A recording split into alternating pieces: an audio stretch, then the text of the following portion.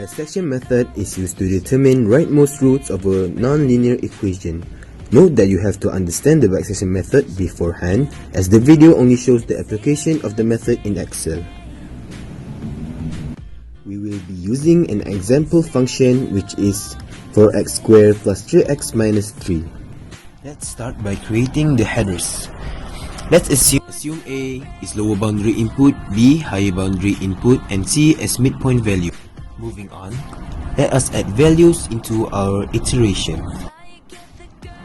F of A times F of C or F of B times F of C gives a negative value in which it will determine in where direction the graph moves. Then we must calculate the error by subtracting higher boundary B and lower boundary A. By using the formula shown, we can determine the next A and B values based on previous positive or negative test. We can visually depict our functions by creating small steps in the x direction. In example, the input for x will be from 0 to 1. Then, apply the input into our function to get the output of f of x. The previous step will be used to graph the function. Next, create 2 points in space to visualize our lower root boundary at iteration 5.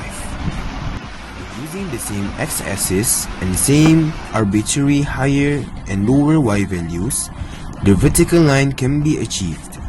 For our higher root boundaries, you could just repeat the same step as shown. With this, you have solved the problem. In addition, you can add a validation that we have a root within 2 boundaries.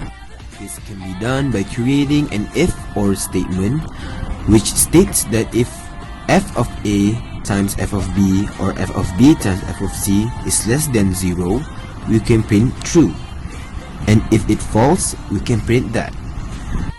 Bear in mind that this might not work if there is more than one root present within the boundary.